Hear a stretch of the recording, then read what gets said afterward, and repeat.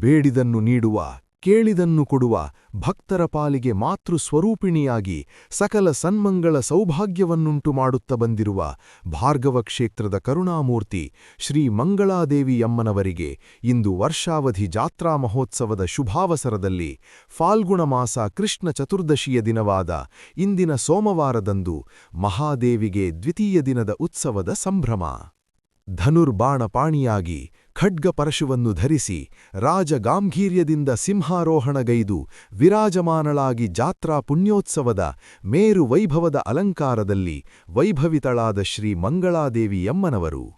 ಮುದ್ದಾದ ಸ್ಫುರದ್ರೂಪಿ ಹಸನ್ಮುಖಿ ಭಾವದಿಂದ ಕಡು ಹಸಿರು ಅರಶಿನ ಹಳದಿ ಮಿಶ್ರಿತ ಸ್ವರ್ಣ ರೇಖಾಂಕಿತ ಸದೃಶವಾದ ಹಸಿರು ಸ್ವರ್ಣ ಕಾಂತಿ ವರ್ಣವುಳ್ಳ ಸೀರೆಯನ್ನು ತೊಟ್ಟು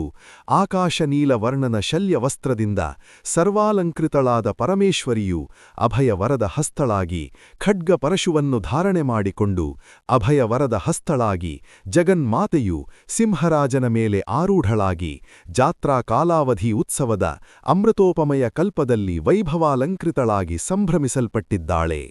ದಿವ್ಯ ಮಂಗಳ ಸ್ವರೂಪಳಾಗಿ ಸಕಲ ಸ್ವರ್ಣ ವಸ್ತ್ರಾಭರಣ ಭೂಷಿತೆಯಾಗಿ ವಿರಾಜಮಾನಳಾಗಿ ಮೈದೋರಿದ ವೈಭವೋಪೇತ ಅಲಂಕಾರದಲ್ಲಿ ಭಕ್ತ ಸಂರಕ್ಷಣಾರ್ಥ ಸರ್ವ ದುರಿತೋಪಶಮನಳಾಗಿ ಸದಾ ತಾನು ಸ್ವಯಂ ಸಂರಕ್ಷಣೆಗೆ ಕಂಕಣಬದ್ಧಳಾಗಿರುವಂತೆ ಸಿಂಹಾಸನ ಸ್ಥಿತಳಾಗಿ ದರ್ಶನವನ್ನಿತ ಮಹಾದೇವಿ ಧನಸ್ಸು ಬಾಣವನ್ನು ಪಿಡಿದು ಮಹಾದಿವ್ಯ ಶೋಭೆಯಿಂದ ತೇಜೋಮಯಳಾಗಿ ಬೆಳಗುತ್ತಾ ಸಂಪೂರ್ಣ ಗರ್ಭಗೃಹವನ್ನೇ ವ್ಯಾಪಿಸಿಕೊಂಡು ರಾಜಗಾಂಭೀರ್ಯದಿಂದ ಅಲಂಕೃತಳಾಗಿದ್ದಾಳೆ.